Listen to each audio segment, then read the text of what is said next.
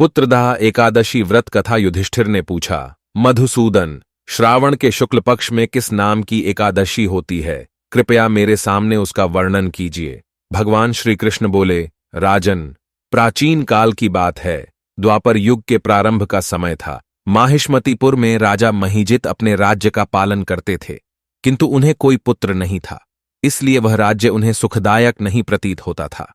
अपनी अवस्था अधिक देख राजा को बड़ी चिंता हुई। उन्होंने प्रजावर्ग में बैठकर इस प्रकार कहा, प्रजाजनों, इस जन्म में मुझसे कोई पातक नहीं हुआ है। मैंने अपने खजाने में अन्याय से कमाया हुआ धन नहीं जमा किया है। ब्राह्मणों और देवताओं का धन भी मैंने कभी नहीं लिया है। पुत्रवत प्रजा का पालन किया है। धर्म से पृथ्वी पर अधिकार जमाया है।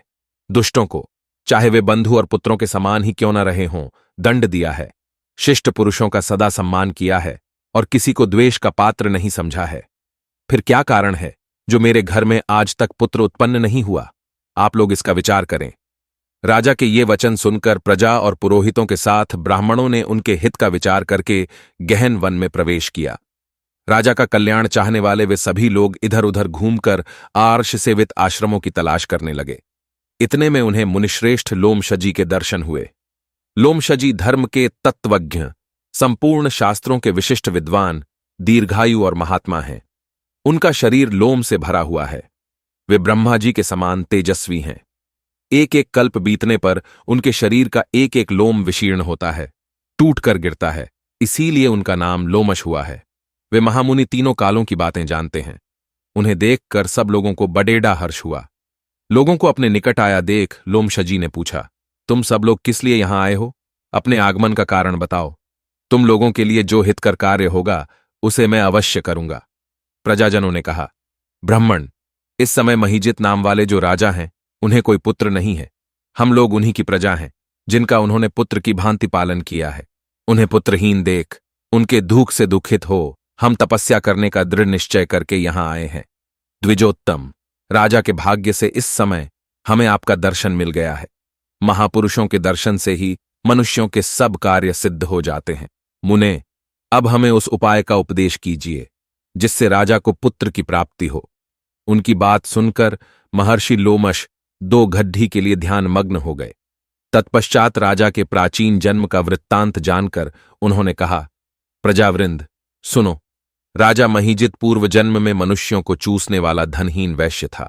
वह वैश्य गांव गांव घूमकर व्यापार किया करता था। एक दिन ज्येष्ठ के शुक्ल पक्ष में दशमी तिथि को, जब दोपहर का सूर्य तप रहा था, वह किसी गांव की सीमा में एक जलाशय पर पहुंचा। पानी से भरी हुई बावली देखकर वैश्य ने वहां जल पीने का विचार किया। इतने में वहां अपने बछड्डे के साथ एक गौ भी आ पहुंची। वह प्यास से व्याकुल और ताप से पीड़ित थी, अत बावली में जाकर जल पीने लगी। वैश्य ने पानी पीती हुई गाय को हाँक कर दूर हटा दिया और स्वयं पानी पीने लगा। उसी पाप कर्म के कारण राजा इस समय पुत्रहीन हुए हैं। किसी जन्म के पुण्य से इन्हें निष्कंटक राज्य की प्राप्ति हुई है। प्रजाजनों ने कहा, मुने, पुराणों में उल्लेख है कि प्रायश्चित रूप पुण्य से पाप नष्ट होते हैं। अत ऐसे पुण्य कर्म का उपदेश कीजिए जिससे उस पाप का नाश हो जाए। लोमशजी बोले, प्रजाजनों, श्रावण मास के शुक्ल पक्ष में जो एकादशी होती है वह पुत्रदाह के नाम से विख्यात है। वह मनोवांछित फल प्रदान करने वाली है। तुम लोग उसी का व्रत करो। यह सुनकर प्रजाजनों ने मुनि को नमस्कार किया और नगर में आकर विधिपूर्वक पुत्रदाह एकादशी के व्रत का अनुष्ठान किया। उन्होंने विधिपूर्वक जागरण भी किया और उसका निर्मल पुण्य राजा को अर्पण कर दिया। तत्पश्चात रानी ने गर्भ धारण किया और प्रसव का समय आने पर बलवान पुत्र को जन्म दिया।